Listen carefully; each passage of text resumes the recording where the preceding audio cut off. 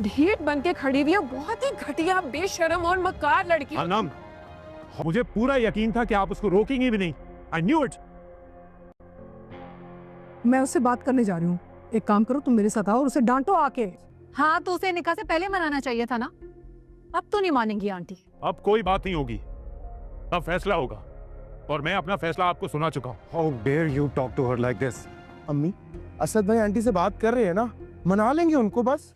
असद ने बिगड़ते हालात को देखकर निकाह करने का फैसला कर तो लिया है उरूसा से, और उरूसा से निकाह कर कर उसको अपने घर भी ले आएगा, लेकिन घर वालों को रिएक्शन बहुत ही बुरा होगा। घर में मौजूद अनम को ज़ैनब सारी कहानी बता ही रही होगी कि असद की ज़िंदगी में क्या चल रहा है कि इतने में असद उरूसा को लेकर घर में इंटर हो जाएगा, और असद और उरूसा को साथ देखकर घर वालों की तो जैसे होश ही उड़ जाएंगे और उनको लगेगा कि शायद उरूसा किसी मुश्किल में है और असद उसको मदद करने की वजह से अपने साथ लेकर आया है। लेकिन जब उनको ये मालूम होगा कि उरूसा के साथ असद ने निकाह कर लिया है तो नवीद का तो रिएक्शन देखने वाला होगा।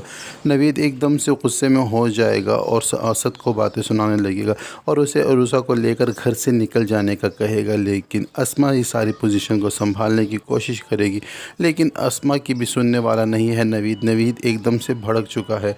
और उधर अनम भी मौका हाथ से जाने नहीं देगी। अनम भी खड़े खड़े उरूसा को ढेर सारी बातें सुना देगी, यहाँ तक कि उसके साथ बदतमीज़ी करने पर तुल जाएगी और उरूसा से कहेगी कि कितनी ढीठ लड़की हो तुम, इतना सब कुछ सुनने के बावजूद यहाँ खड़ी हो। लेकिन असद को अनम की ये बात बिल्कुल भी पसंद नहीं आएगी। असद आखिरकार अनम को कह ही देगा कि तुम ज़ुबान संभाल के बात करो, क्या तुम्हें पता नहीं है कि तुम्हारे मद्दे मुकाबिल इस वक्त मेरी बीवी खड़ी है। ये सुनकर उस उरूसा को थोड़ी तसल्ली तो हो जाएगी कि चलो इस घर में कोई तो है जो मेरा साथ देने को तैयार है। इस सारी सूरत हाल को देखते हुए, घर में शोर शराबे को देखते हुए नौशीन और सज्जल भी हक्की बक्की खड़ी होंगी कि आखिर ये हो कैसे गया, इतना बड़ा फ़ैसला असद ने कैसे ले लिया। अंदर ही अंदर से नौशीन तो खुश होगी कि उसकी ही जानने वाली अस्मा की बहू बनकर अस्मा के घर आ गई है, और इनका दोनों माँ बेटियों का तो यही इरादा है कि अब इनके साथ उरूसा के साथ मिलकर ये सब घर वालों को टफ़ टाइम देंगी। उधर दूसरी जानिब नवीद अपनी अम्मी से यही कहता है कि मैंने आपसे पहले ही कह दिया था कि आप इस लड़के को रोक लें, लेकिन मुझे पता है आपने इसको मना करने की या समझाने की जहमत नहीं की होगी। लेकिन अम्मी जान यही कहती हैं कि मैंने बहुत कोशिश की बेटा, लेकिन असद किसी सूरत मानने वाला नहीं था, और मुझे क्या पता था कि वो इस तरह निकाह करके घर आ जाएगा। आओ तुम बड़े भाई हो, बाहर चल के आओ जाते हैं और इसको मिलकर डांटते हैं।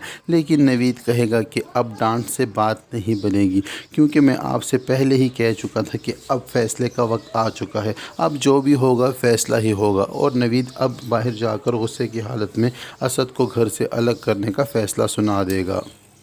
उधर दूसरी जानिब अनम जो उरूसा को बातें सुना रही होगी तो उरूसा रोने लग जाएगी, तो सज्जल और नौशी उरूसा को अपने साथ अपने पोर्शन में ले जाएंगी और उसे समझाने की कोशिश करेंगी। और सज्जल उरूसा से ये कहेगी कि तुमने इतना बड़ा कदम आखिर उठा कैसे लिया। और नौशीन और सज्जल दोनों मिलकर उरूसा के पीछे पड़ जाएंगे कि अहमद उनसे कहेगा कि वो पहले से ही इतना रो रही है, अब आप लोग अपनी बातें करना बंद करें और उसको दिलासा दें।